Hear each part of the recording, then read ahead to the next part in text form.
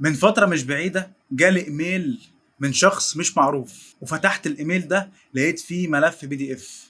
حملت الملف، وبمجرد ما حملت الملف لقيت السي بي يو صوته عالي والمروحة ابتدت تشتغل بجنون والجهاز فجأة سخن وكان على وشك انه يعلق، لحد ما لقيت رسالة كده جاية من الانتي فيروس بيقول لي خلي بالك هذا الملف ميد فيروس. ايه بقى وظيفة الانتي فيروس وايه اهمية الانتي فيروس والانتي فيروس ده بيعمل ايه اصلا؟ ازيك؟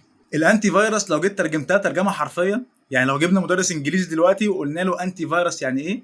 كلمه فيروس يعني ايه؟ يعني الفيروس او يعني البرنامج الضار او الملف الضار. والفيروس ببساطه عباره عن برنامج، عباره عن كود معين، الكود ده بيعمل حاجه او بيعمل عمليه بشكل تلقائي في الكمبيوتر بتاعك هي اللي بتبوظ الجهاز بتاعك او بتبوظ الملفات بتاعتك، عشان كده اسمه فيروس. انتي يعني مضاد، فانتي فيروس يعني مضاد للفيروسات.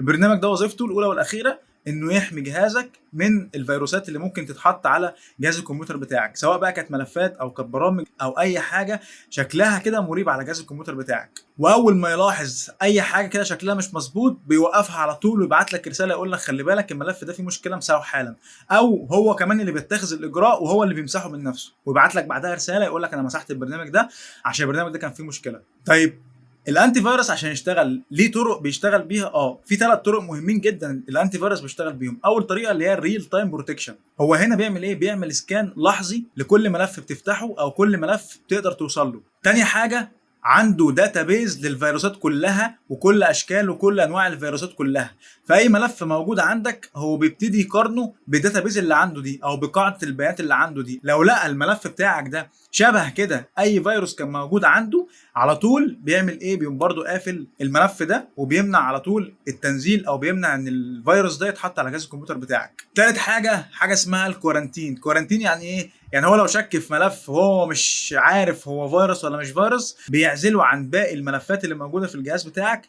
وبيبعت لك على طول رساله يقول لك خلي بالك انا شاكك في الحوار ده، شوف انت بقى هتعمل ايه، شوف انت ده مناسب ولا مش مناسب. عشان كده دايما بنقول حدث الانتي فيروس بتاعك على طول بشكل دوري عشان الداتابيز اللي موجوده تتحدث على طول، فلو في اي فيروسات جديده يلحق الانتي فيروس بتاعك يبقى عارفها فيقدر ياخد قرار على طول قبل ما جهاز الكمبيوتر بتاعك يحصل له مشكله او الملفات اللي فيه تبوظ. طب هو الانتي فيروس في منه برامج كتير او في منه انواع كتير ممكن نشوفها او نعرفها؟ طبعا انت عندك انتي فيروس وانت ما تعرفش.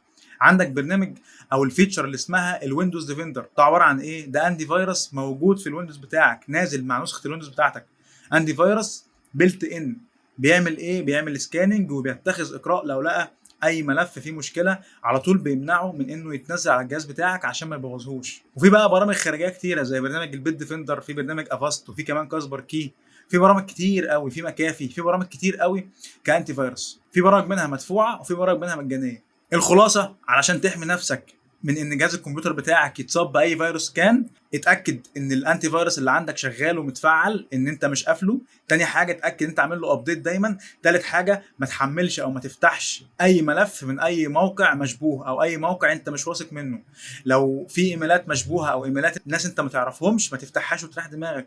لو راح تحمل لعبه، راح تحمل برنامج، راح تحمل اي حاجه من على الانترنت، اتاكد ان الموقع ده مشهور موثوق فيه وشوف اراء الناس في الموقع ده، لانه ممكن يكون سكام، ممكن يكون موقع مشبوه كده محطوط في قلب الملفات بتاعت البرنامج اللي انت عايزها دي فيروس، بمجرد ما ينزل البرنامج ده على جهاز الكمبيوتر بتاعك يقوم مبوظ الجهاز بتاعك كله.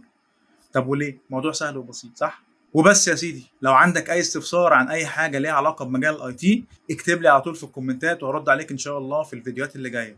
وما تنساش تصلي على النبي. سلام.